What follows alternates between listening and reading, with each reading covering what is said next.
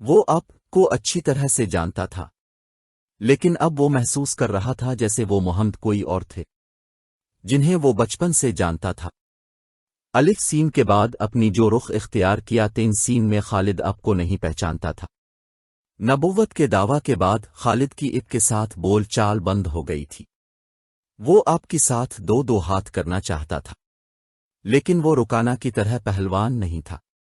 وہ میدان جنگ میں لڑنے والا اور لڑنے والوں کی قیادت کرنے والا جنگجو تھا، لیکن اس وقت مسلمان فوج کی صورت میں لڑنے کے قابل نہیں تھے۔ جب مسلمان فوج کی صورت میں لڑنے کے قابل ہوئے اور قریش کے ساتھ ان کا پہلا معرکہ ہوا، اس وقت خالد کے لیے ایسے حالات پیدا ہو گئے تھے کہ وہ اس معرکے میں شامل نہیں ہو سکا تھا۔ الف سکا اسے بہت افسوس تھا۔ یہ معرکہ بدر کا تھا جس میں 313 مجاہدین اسلام نے 1000 قریش کو شکست دی تھی۔ خالد دانت پیستا رہ گیا تھا، لیکن اس روز جب وہ اس نخلستان میں لیٹا ہوا تھا، اسے خیال آیا کہ 313 نے 1000 کو کس طرح سے شکست دے دی تھی۔ اس نے شکست کھا کے آنے والوں سے پوچھا تھا کہ مسلمانوں میں وہ کون سی خوبی تھی جس نے انہیں فتح یاب کیا تھا۔ خالد اٹھ بیٹھا اور انگلی سے ریت پر بدر کے میدان کے خدوخال بنا کر قریش اور مسلمانوں کی پوزیشنیں اور معرکے کے دوران دونوں کی چالوں کی لکیریں بنانے لگا۔ باپ نے اسے فن حرب و ضرب کا ماہر بنا دیا تھا۔ بچپن میں اسے گھڑ سواری سکھائی، لڑکپن میں اسے اکھڑ اور منہ زور گھوڑوں کو قابو میں لانے کے قابل بنایا۔ نوجوانی میں وہ شہ سوار بن چکا تھا، شتر سواری میں بھی وہ ماہر تھا۔ اس کا باپ ہی اس کا استاد تھا۔ اس نے خالد کو نہ صرف سپاہی بلکہ سالار بنایا تھا۔ خالد کو جنگ و جدل اتنی اچھی لگی کہ وہ لڑنے اور لڑانے کے طریقوں پر غور کرنے لگا اور جوانی میں فوج کی قیادت کے قابل ہو گیا تھا۔ اسے بدر کی لڑائی میں شامل نہ ہو سکنے کا افسوس تھا اور وہ انتقام کے طریقے سوچتا رہتا تھا، لیکن اب اس کی سوچوں کا دھارا اور طرف چل پڑا تھا۔ مکہ سے روانگی سے کچھ عرصہ پہلے سے وہ اس سوچ میں کھو گیا تھا کہ رسول اکرم نے رکانا پہلوان کو 3 بار پٹخا تھا۔ بدر میں اپنی محض 313 مجاہدین سے 1000 کو شکست دی۔ یہ کوئی اور ہی قوت تھی، لیکن بدر کے معرکے کے بعد اس کے دل میں مسلمانوں کے خلاف انتقام کی آگ سلگ رہی تھی۔ مسلمان معرکہ بدر میں قریش کے بہت سے آدمیوں کو قیدی بنا کر لے گئے تھے۔ قریش کے سرداروں کے لیے تو یہ صدمہ تھا ہی، اس کا بہت برا اثر خالد نے قبول کیا تھا۔ اسے یاد تھا کہ جب بدر کا معرکہ لڑا جا رہا تھا اور مکہ میں کوئی خبر نہیں پہنچ رہی تھی کہ معرکہ کا انجام کیا ہوا، مکہ کے لوگ بدر کی سمت دیکھتے رہتے تھے کہ ادھر سے کوئی سوار دوڑا آئے گا اور فتح کی خبر سنائے گا۔ آخر ایک روز ایک شتر سوار آتا نظر آیا۔ لوگ اس کی طرف دوڑ پڑے۔ سوار نے عرب کے رواج کے مطابق اپنا کرتا پھاڑ دیا تھا اور وہ روتا آ رہا تھا۔ بری خبر لانے والے قاصد ایسے ہی کیا کرتے تھے۔ وہ جب لوگوں کے درمیان پہنچا تو اس نے روتے ہوئے بتایا کہ اہل قریش کو بہت بری شکست ہوئی ہے، جس کے عزیز رشتہ دار لڑنے گئے تھے۔ وہ ایک دوسرے سے آگے بڑھ بڑھ کر ان کے متعلق پوچھتے تھے کہ وہ زندہ ہیں، زخمی ہیں یا مارے گئے ہیں۔ شکست خوردہ قریش پیچھے آ رہے تھے۔ مارے جانے والوں میں 17 افراد خالد کے قبیلے بنو مخزوم کے تھے، اور ان سب کے ساتھ خالد کا خون کا بڑا قریبی رشتہ تھا۔ ابو جہل بھی مارا گیا تھا۔ خالد کا بھائی جس کا نام ولید تھا جنگی قیدی بن گیا تھا۔ ابو سفیان جو کہ قریش کے سرداروں کا سردار تھا، اور الف سین کی بیوی ہند بھی موجود تھے۔ کچھ میرے باپ اور میرے چچا کے متعلق بتائے قاصد، ہند نے پوچھا۔ تمہارا باپ عتبہ، علی اور حمزہ کے ہاتھوں مارا گیا، قاصد نے کہا، اور تمہارے چچا شیبہ کو اکیلے حمزہ نے قتل کیا ہے، اور تمہارا بیٹا حنظلہ علی کے ہاتھوں مارا گیا ہے۔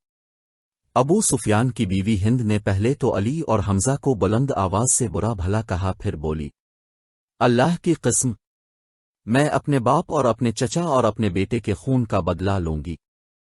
ابو سفیان پر خاموشی طاری تھی، خالد کا خون کھول رہا تھا۔ قریش کے 70 آدمی مارے گئے تھے، اور جو جنگی قیدی ہوئے تھے ان کی تعداد بھی اتنی ہی تھی۔ خالد اٹھا، دری جھاڑ کر لپیٹی اور گھوڑے کی زنے کے ساتھ باندھ کر سوار ہوا اور مدینہ کی سمت چل پڑا۔ اس نے ذہن کو یادوں سے خالی کر دینا چاہا، لیکن اس کا ذہن مدینہ پہنچ جاتا، جہاں رسول الف تھے اور جو طبعاً اسلام کا مرکز بن گیا تھا۔ اب کا خیال آتے ہی اس کا ذہن پیچھے چلا جاتا اور اسے وہ منظر دکھاتا جس کے خالق حضور تھے۔ اس کے ذہن میں ہند کے الفاظ یاد آئے جو اس نے اپنے خاوند ابو سفیان سے کہے تھے، میں اپنے باپ اور چچا کو بھول سکتی ہوں۔ ہند نے کہا تھا، کیا میں اپنے لخن جگر ہنزلہ کو بھی بھول جا ہے؟ ماں اپنے بیٹے کو کیسے بھول سکتی ہے؟ کی قسم، میں محمد کو اپنے بیٹے کا خون معاف نہیں کروں گی۔ یہ لڑائی محمد نے کرائی ہے، میں حمزہ اور علی کو نہیں بخشوہے گی۔ وہ میرے باپ، میرے چچا اور میرے بیٹے کے قاتل ہیں۔ میرے خون کو صرف میرے بیٹے کا قتل گرما رہا ہے۔ ابو سفیان نے کہا تھا، مجھ پر اپنے بیٹے کے خون کا انتقام فرض ہو گیا ہے۔ میں سب سے پہلے یہ کام کروں گا کہ محمد کے خلاف زبردست فوج تیار کر کے اسے آئندہ لڑنے کے قابل نہیں چھوڑوں گا۔ مشہور مورخ اور وقائع نگار واقد لکھتا ہے کہ اگلے ہی روز ابو سفیان نے تمام سرداروں کو بلایا۔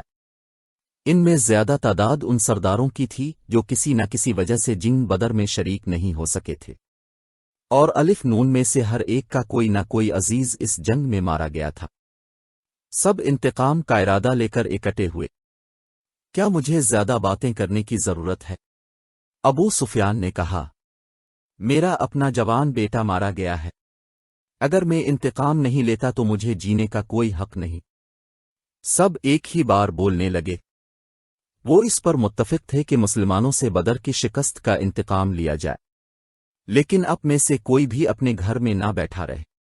خالد نے کہا، بدر میں ہم صرف اس لیے ذلت میں گھرے کے سردار گھروں میں بیٹھے رہے اور ان لوگوں کو لڑنے بھیج دیا جو قریش کی عظمت کو نہیں سمجھتے تھے۔ کیا میرے باپ کو بھی قریش کی عظمت کا خیال نہ تھا؟ خالد کے چچا زاد بھائی اکرما، جو ابو جہل کا بیٹا تھا، برہم ہوتے ہوئے کہا، کیا صفوان بن امیہ کے باپ کو بھی قریش کی عظمت کا خیال نہ تھا؟ تم کہاں تھے؟ الولید کے بیٹے، ہم یہاں ایک دوسرے سے لڑنے کے لیے اکٹھے نہیں ہوئے۔ ابو سفیان نے کہا، خالد، تمہیں ایسی بات نہیں کہنی چاہیے تھی جس سے کوئی اپنی بے عزتی محسوس کرے۔ ہم میں سے کوئی بھی عزت والا نہیں رہا۔ خالد نے کہا، ہم سب اس وقت تک بے عزت رہیں گے جب تک ہم محمد اور اس کے چیلوں کو ہمیشہ کے لیے ختم نہیں کر دیتے۔ مجھے اپنے گھوڑے کے سموں کی قسم، میرے خون کی گرمی نے میری آنکھیں جلا دی ہیں۔ ان آنکھوں کو مسلمانوں کا خون ٹھنڈا کر سکتا ہے۔ میں پھر کہوں گا کہ اب سردار آگے ہوں گے اور میں جانتا ہوں کہ میدان جنگ میں کہاں ہوں گا، لیکن جنگ میں ہمارا جو سردار ہوگا میں اس کے حکم کا پابند رہوں گا، اور اگر میں سمجھوں گا کہ مجھے سردار نے ایسا حکم دیا ہے جو ہمیں نقصان دے گا تو میں ایسا حکم نہیں مانوں گا۔ سب نے متفقہ طور پر ابو سفیان کو اپنا سردار مقرر کیا۔ اس سے ایک روز پہلے اہل مکہ کا ایک قافلہ فلسطین سے مکہ واپس آیا تھا۔ یہ تجارتی قافلہ تھا۔ مکہ کے باشندوں خصوصاً قریش کے ہر خاندان نے اس تجارت میں حصہ ڈالا تھا۔ اس قافلے میں کم و بیش 1000 اونٹ تھے اور جو مال گیا تھا اس کی مالیت 50,000 دینار تھی۔ قافلے کا سردار ابو سفیان تھا جس نے 50,000 پر 50,000 دینار منافع کمایا تھا۔ قافلے سے واپسی کا راستہ مدینہ سے گزرتا تھا۔ مسلمانوں کو پتہ چل گیا، انہوں نے پورے قافلے کو گرفتار کرنے کا ارادہ کیا اور ایک مقام پر قافلہ کو گھیرے میں لے لیا، لیکن وہ زمین ایسی تھی کہ ابو سفیان نے ایک آدمی اور ایک اونٹ کو زمین کے اونچے نیچے خدوخال سے فائدہ اٹھاتے ہوئے گھیرے سے نکال دیا تھا۔ خالد کا گھوڑا خرامہ خرامہ مدینہ کی طرف چلا جا رہا تھا، مگر خالد کا ذہن پیچھے کو سفر کر رہا تھا۔ اسے اس وقت کا جب قریش انتقام کی اسکیم بنانے کے لیے اکٹھے ہوئے تھے۔ ایک لفظ جو کسی نے کہا تھا سنائی دے رہا تھا، اگر تم نے مجھے اپنی سرداری دی ہے تو میرے ہر فیصلے کی پابندی تم پر لازم ہے۔ ابو سفیان نے کہا، میرا پہلا فیصلہ یہ ہے کہ میں نے ابھی 50,000 دینار منافع سب میں تقسیم نہیں کیا، وہ میں تقسیم نہیں کروں گا۔ یہ مسلمانوں کے خلاف فیصلہ کن جنگ میں استعمال ہوگا۔ مجھے اور میرے خاندان کو یہ فیصلہ منظور ہے۔ سب سے پہلے خالد نے کہا، پھر منظور ہے ایسا ہی کرو، منظور ہے کہ آوازیں اٹھیں۔ میرا دوسرا کم یہ ہے، ابو سفیان نے کہا کہ جنگ بدر میں ہمارے جو آدمی مارے گئے ہیں ان کے لواحقین وزری کر رہے ہیں۔ میں نے مردوں کو دھاڑے مارتے اور عورتوں کو بین کرتے سنا ہے کہ قسم جب آنسو بہہ جاتے ہیں تو انتقام کی آگ سرد ہو جاتی ہے۔ آج سے بدر کے مقتولین پر کوئی نہیں روئے گا۔ اور میرا تیسرا حکم یہ ہے کہ مسلمانوں نے بدر کی لڑائی میں ہمارے جن آدمیوں کو قید کیا ہے ان کی رہائی کے لیے کوئی کوشش نہیں کی جائے گی۔ تم جانتے ہو کہ مسلمانوں نے قیدیوں کی رہائی کے لیے ان کے درجے مقرر کر دیے ہیں اور ان کا فدیہ 1000 سے 40 درہم مقرر کیا ہے۔ ہم مسلمانوں کو 1 درہم بھی نہیں دیں گے، یہ رقم ہمارے ہی خلاف استعمال ہوگی۔ خالد کو گھوڑے کی پیٹھ پہ بیٹھے اور مدینہ کی طرف جاتے ہوئے جب وہ لمحے یاد آ رہے تھے تو اس کی مٹھیاں بند ہو گئیں۔ غصے کی لہر اس کے سارے وجود میں بھر گئی۔ وہ وقت بہت پیچھے رہ گیا تھا لیکن اب بھی اس کے اندر غصہ بیدار ہو گیا تھا۔ اسے غصہ اس بات پہ آیا کہ اجلاس میں طے تھا کہ مسلمانوں کے پاس مکہ کا کوئی آدمی اپنے قیدی کو چھڑانے مدینہ نہیں جائے گا، لیکن ایک آدمی چوری چھپے مدینہ چلا جاتا اور اپنے عزیز رشتہ دار کو رہا کرا لاتا۔ ابو سفیان نے اپنا حکم واپس لے لیا۔ خالد کا اپنا ایک بھائی جس کا نام ولید تھا مسلمانوں کے پاس جنگی قیدی تھا۔ اگر اس وقت تک قریش اپنے بہت سے قیدی رہا نہ کرا لائے ہوتے تو خالد اپنے بھائی کی رہائی کے لیے کبھی نہ جاتا۔ اسے اپنے بھائیوں نے مجبور کیا تھا کہ ولید کی رہائی کے لیے جائے۔ خالد کو یاد آ رہا تھا کہ وہ اپنے وقار کو ٹھیس پہنچانے پر آمادہ نہیں ہو رہا تھا، لیکن اسے خیال آیا تھا۔ خیال یہ تھا کہ رسول کرم بھی اسی کے قبیلے کے تھے اور اب کے پیروکار یعنی جو مسلمان ہو گئے تھے وہ بھی قریش اور اہل مکہ سے تھے۔ وہ آسمان سے تو نہیں اترے تھے، وہ اتنے جری اور دلیر تو نہیں تھے کہ 313 کی تعداد میں 1000 کو شکست دے سکتے۔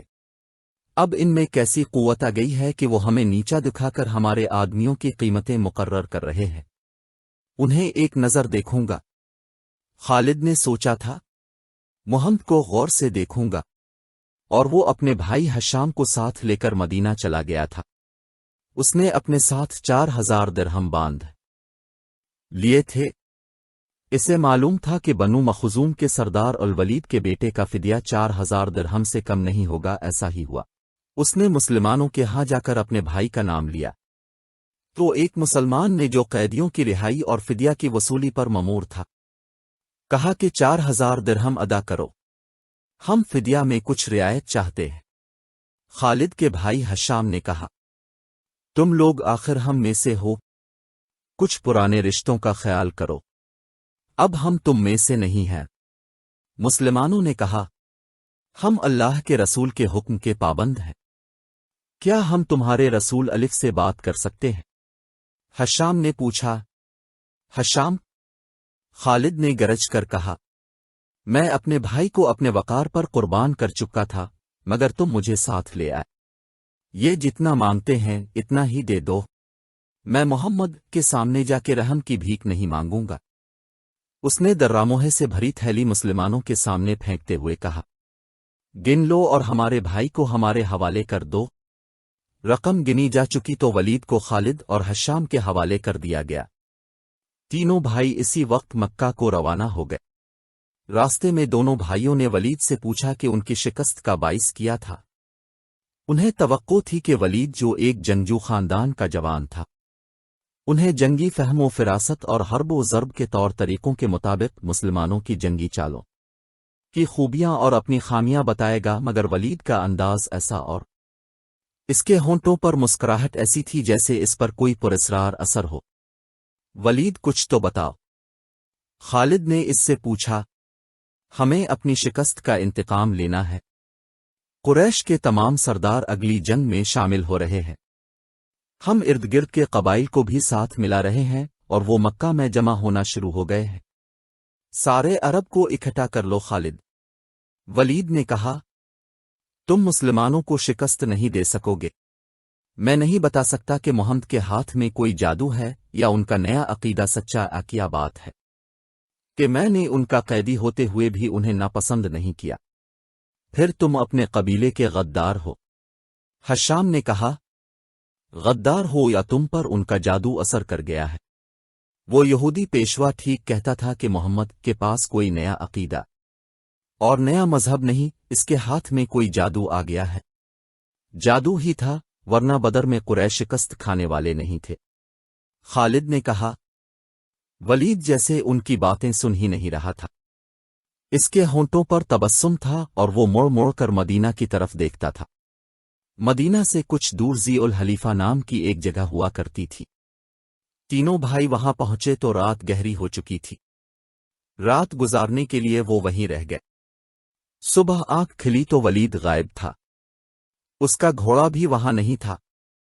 خالد اور حشام سوچ سوچ کر اس نتیجے پر پہنچے کہ ولید واپس مدینہ چلا گیا ہے۔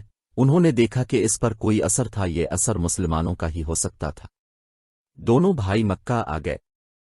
چند دنوں بعد انہیں مکہ میں ولید کا زبانی پیغام ملا کہ اس نے محمد کو خدا کا سچا رسول تسلیم کر لیا ہے، اور وہ اب کی شخصیت اور باتوں سے اتنا متاثر ہوا ہے کہ اس نے اسلام قبول کر لیا ہے۔ مورخین لکھتے ہیں کہ خالد بن الولید رسول اکرم کے منظور نظر رہے، اور انہوں نے مذہب میں بھی اور کفار کے ساتھ مرکہ آرائی میں بھی نام پیدا کیا۔ خالد کو اس وقت بہت غصہ آیا تھا، ایک تو اس کا بھائی گیا، دوسرے 4000 درہم گئے۔ چونکہ قریش اور مسلمانوں کے درمیان خونی دشمنی پیدا ہو چکی تھی، اس لیے مسلمانوں نے یہ رقم واپس نہ کی۔ رقم واپس نہ کرنے کی دوسری وجہ یہ تھی کہ ولید نے رسول کرم کو بتا دیا تھا کہ قریش مسلمانوں کے خلاف فیصلہ کن جنگ کی تیاری کر رہے ہیں، اور اس کے لیے بے انداز درہم و دینار اکٹھے کیے جا چکے ہیں۔ خالد مدینہ کی طرف چلا جا رہا تھا۔ اسے افق سے ایک کوہان سی ابھری ہوئی نظر آنے لگی۔ خالد جانتا تھا یہ کیا ہے۔ یہ احد کی پہاڑی تھی جو مدینہ سے 4 میل شمال میں ہے۔ اس وقت خالد ریت کی بڑی لمبی اور کچھ اونچی ٹیکری پر چلا جا رہا تھا۔ الفاہد، الفاہد، خالد کے ہونٹوں سے سرگوشی نکلی اور اسے اپنی للکار سنائی دینے لگی۔ میں ابو سلیمان ہوں، میں ابو سلیمان ہوں۔ اس کے ساتھ ہی اسے ایک خون ریز جنگ کا شوروغل اور سینکڑوں گھوڑوں، ٹاپ اور تلواریں ٹکرانے کی آوازیں سنائی دینے لگیں۔ خالد یہ جنگ لڑنے کے لیے بیتاب تھا اور اس نے یہ جنگ لڑی۔ خالد کا ذہن پیچھے ہی ہٹتا گیا۔ 4 ہی سال پہلے کا واقعہ تھا۔ مارچ 625 شوال 3 ہجری کے مہینے میں قریش نے مدینہ پر حملہ کرنے کے لیے جو لشکر تیار کیا تھا وہ مکہ میں اکٹھا ہو چکا تھا۔ اس کی کل تعداد 3000 تھی۔ اس میں 700 افراد نے زنرا پہن رکھی تھی۔ گیور سوار 200 کے لگ بھگ تھے اور رسد اور سامان جنگ 3000 اونٹوں پر لدا ہوا تھا۔ یہ لشکر کوچ کے لیے تیار تھا۔ خالد کو ایک روز پہلے کی بات کی طرح یاد تھا کہ اس لشکر کو دیکھ کر وہ کس قدر خوش ہوا تھا۔ انتقام کی آگ بجھانے کا وقت آ گیا تھا۔ اس لشکر کا سالار اعلیٰ ابو سفیان تھا، اور خالد اس لشکر کے ایک حصے کا کمانڈر تھا۔ اس کی بہن بھی اس لشکر کے ساتھ جا رہی تھی۔ اس کے علاوہ 14 عورتیں اس لشکر کے ساتھ جانے کے لیے تیار تھیں۔ ان میں ابو سفیان کی بیوی ہند بھی تھی، عمرو بن الاس کی، اور ابو جہل کے بیٹے اکرما کی بیویاں بھی شامل تھیں۔ باقی سب گانے بجانے والیاں تھیں۔ سب کی آواز میں سوز تھا اور ان کے ساز دف اور ڈھولک تھے۔ ان عورتوں کا جنگ میں یہ کام تھا کہ جوشیلے اور جذباتی گیت گا کر سپاہیوں کا حوصلہ بلند رکھیں اور ان کی یاد تازہ کرتی رہیں جو جنگ بدر میں مارے گئے تھے۔ خالد کو افریقہ کا ایک حبشی یاد آیا جس کا نام وحشی بن حرب تھا۔ وہ قریش کے ایک سردار جابیر بن ماتام کا غلام تھا۔ وہ دراز قد اور سیارو اور طاقتور تھا۔ اس نے برچھی مارنے کے فن میں شہرت حاصل کی تھی۔ اس کے پاس افریقہ کی بنی ہوئی برچھی تھی۔ اس کا افریقی نام کچھ اور تھا۔ اسے عربی نام جابیر نے اس کے جنگی کمالات دیکھ کر دیا تھا۔ بن حرب کوچ سے کچھ دیر پہلے جابیر بن ماتنم نے اسے کہا، مجھے اپنے چچا کے خون کا بدلہ لینا ہے۔ شاید مجھے موقع نہ مل سکے۔ میرے چچا کو بدر کی لڑائی میں محمد کے چچا حمزہ نے قتل کیا تھا۔ اگر تم حمزہ کو قتل کر دو تو میں تمہیں آزاد کر دوں گا۔ حمزہ میری برچھی سے قتل ہوگا آقا۔ وحشی بن حرب نے کہا، یہ حبشی غلام اس طرف جا نکلا جہاں وہ عورتیں اونٹوں پر سوار ہو چکی تھیں جو اس لشکر کے ساتھ جا رہی تھیں۔ ابو وسما، کسی عورت نے پکارا۔ یہ وحشی بن حرب کا دوسرا نام تھا۔ وہ رک گیا، دیکھا کہ ابو سفیان کی بیوی ہند اسے بلا رہی تھی۔ وہ اس کے قریب چلا گیا۔ ابو وسما، ہند نے کہا، حیران نہ ہو، تجھے میں نے بلایا ہے۔ میرا سینہ انتقام کی آگ سے جل رہا ہے، میرا سینہ ٹھنڈا کر دے۔ حکم خاتون غلام نے کہا، اپنے سالار کی زوجہ کے حکم پر اپنی جان بھی دے دوں گا۔ بدر میں میرے باپ کو حمزہ نے قتل کیا تھا۔ ہند نے کہا، تو حمزہ کو اچھی طرح پہچانتا ہے، یہ دیکھ میں نے سونے کے جو زیورات پہن رکھے ہیں۔ اگر تو حمزہ کو قتل کر دے گا تو یہ سب زیورات تیرے ہوں گے۔ وحشی بن حرب نے ہند کے زیورات پر نظر ڈالی تو وہ مسکرایا اور زیر لب پر عزم لہجے میں بولا، حمزہ کو میں ہی قتل کروں گا۔ خالد کو اپنے لشکر کا کوچ یاد تھا، اسی رستے سے لشکر مدینہ کو گیا تھا۔